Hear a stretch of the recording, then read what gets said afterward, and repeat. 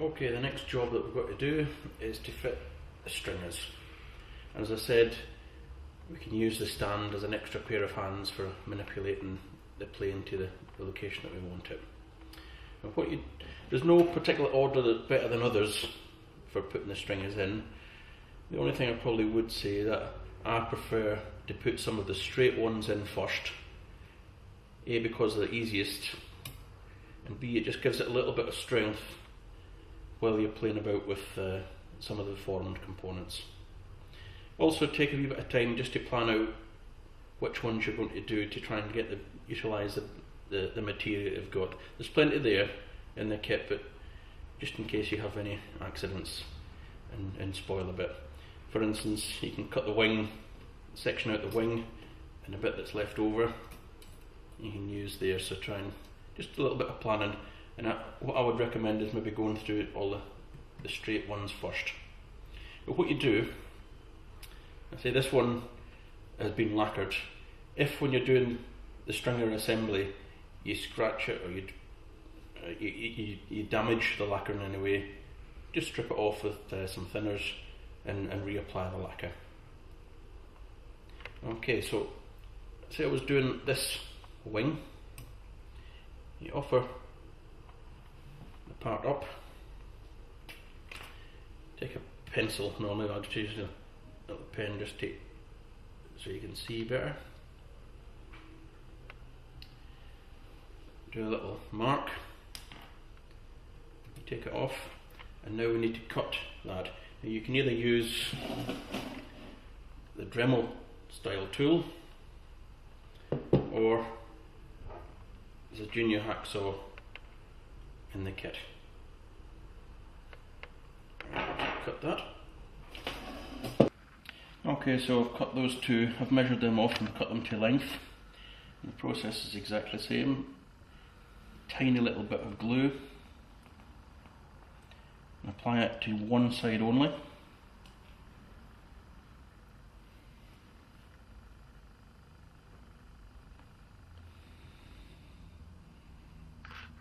When you've cut the end of the stringer, you may just want to apply a tiny little bit of lacquer just to protect it. You may or may not want to apply glue to this stage. I do, just to give it a little bit of strength. But remember, don't apply glue to the slots of the wing so you can take it apart in the future. And just push that in. Give it 10 seconds. And the actual notches will give it a certain amount of strength as well.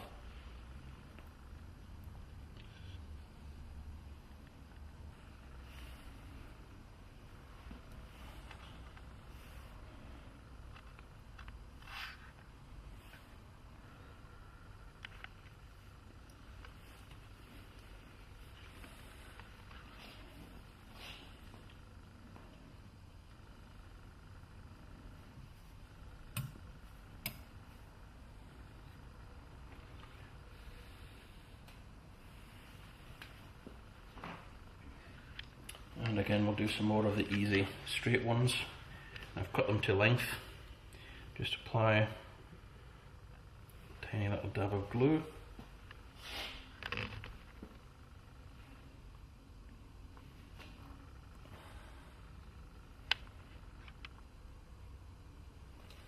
Just to one side. Now, when you're applying here, do this one first. Any error from gets taken, because if you haven't got that lined up, it will look obvious. Line that one up first, and then it's in position. Snap the rest in.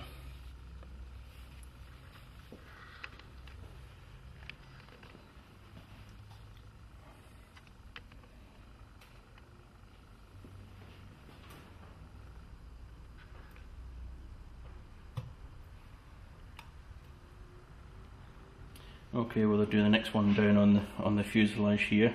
Again, another straight one. But with all of them, make sure that you do a dry fit before you apply any glue. And this one actually goes right up to the back underneath. So we'll just take this one apart and apply some glue to it now.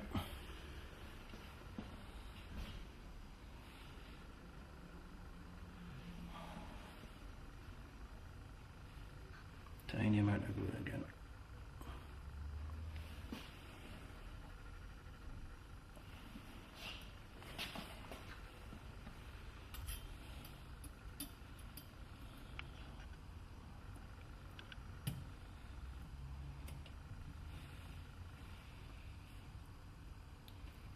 There we go.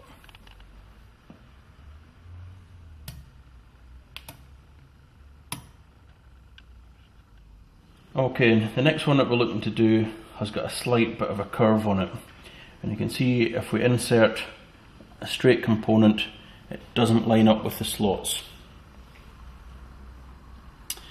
And this is the shape that we want to achieve before gluing. Now the technique for doing all these curves is you put the straight component into the notches and you butt it up together to this front one. It's very important that you always butt it up to here first, because if you have the component and you start it from the back and work forward and you leave a gap here, it's very obvious, because the spinner and the propeller is where your eyes focus in. Now what we do, we push it right forward and we put a little pencil mark where it meets the first rib. I'm just using a little felt tip here just so it's easier for you to see, but a little pencil mark's fine. So then you take the part out and just give it a little bend over the front. It's easy to do. If you've bent it too much, you can straighten it out a bit. If not enough, you can go back and put a little bit more on. Now what you do, offer it up again, and you can see now it has lined up till about this point where we need to just ease it a little bit more. So at this point, put another little mark, take it off, same process again, just a little bit of a bend, push back in, and there it's forming the nice shape of the, but we've still got some bits to cut off. Once you've done the forming that you're happy with, then again a little pencil mark to show where you want them to trim off, and just trim to length. Okay, so you can see that we've cut them to length now, and with all of them it's very important to do a dry fit to make sure that each one of the notches is okay before you go at it with the glue, and that looks fine. So now we can take them apart, just ease them apart and glue them in.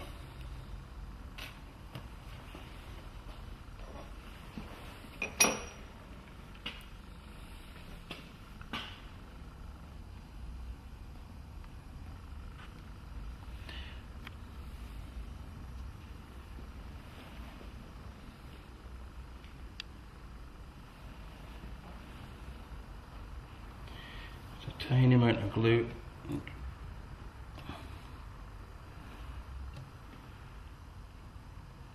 I just normally put my fingers on there just to give you a little bit of control.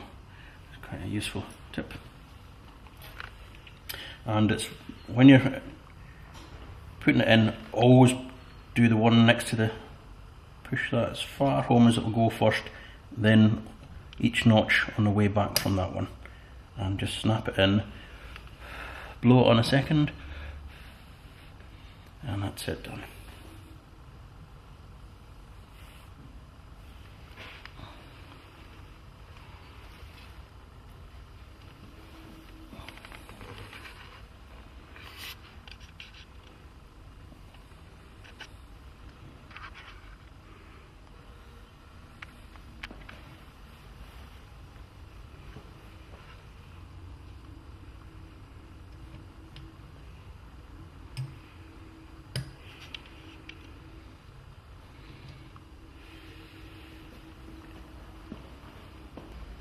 Okay, now we've just got to have a look at one of the main stringers, this one here. Same principle as all of them. Always push right hard up to the front and do the same forming operation as you go down here, and it'll snap in. Now you'll notice this notch here has got double the size as the rest of them.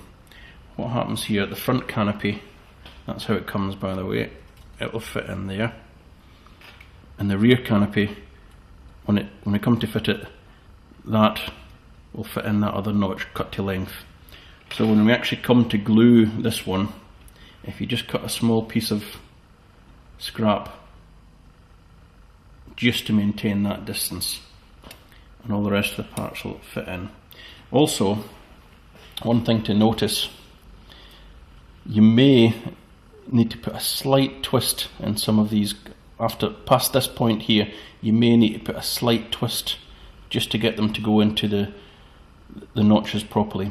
If you do need to do that, just put your part in whatever vise you're using, mark off where you want to do it, and just get a pair of pliers and just into the twist, but just make sure you've got some cardboard or something onto your pliers and just twist it round so you're not damaging the lacquer. If you do damage your lacquer, you have to strip it and redo it. Once you've got the part all formed and so it snaps in nice, you'll have about 5mm to trim off. You don't need to be buttoned up hard against this. This is where you want your clearance. It just needs to be there or thereabouts. And like all the components, you need to do a dry fit before you go near it with glue, just to make sure that you're confident that all the parts and notches fit in nicely. It just all snaps in and should hold in there securely without the need of glue. Okay, right, the next one that we're looking at is 1, 2, 3, 4, 5 notch down, and this one you'll see passes through some holes in the fuselage. So it's a bit awkward this one to do it, and when you do the forming you'll have to guess a little bit till you get it entered, and I'll show you what you mean. You've got to pass it through the holes and offer it up. Just bend it in the same way, put the little marks. The important thing to remember about this one is when you come to glue it, you don't put glue in these notches, in these holes rather. If you put glue in there, when you passed it along and through, you would drag the glue all the way through. It doesn't need it, it's strong enough. And also the technique for gluing this one is you do it in two stages. You always do the top end next to the spinner first. So if I was ready to glue this now, I just pull that back, put a little dab of glue in the notch, not the rear yet,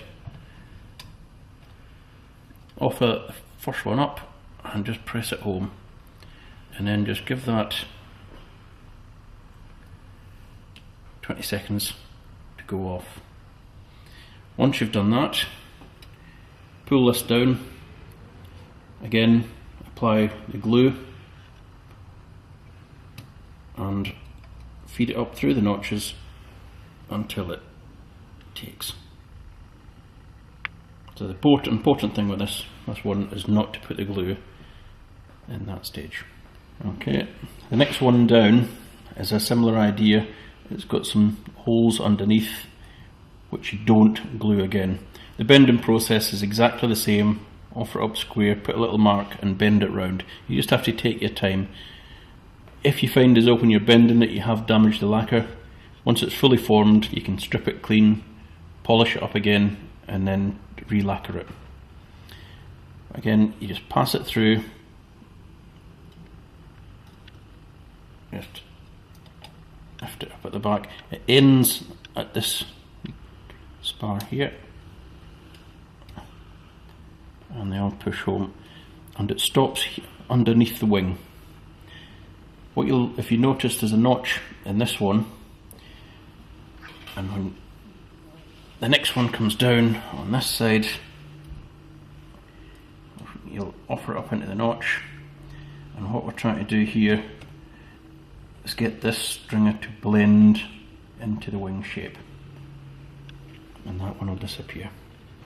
Obviously, as you get further down, the amount of curve that you have to put onto the stringer gets more and more, but the principle is exactly the same. Always offer it into this notch first and bend it round, and it must fit in dry before you go near it with the glue.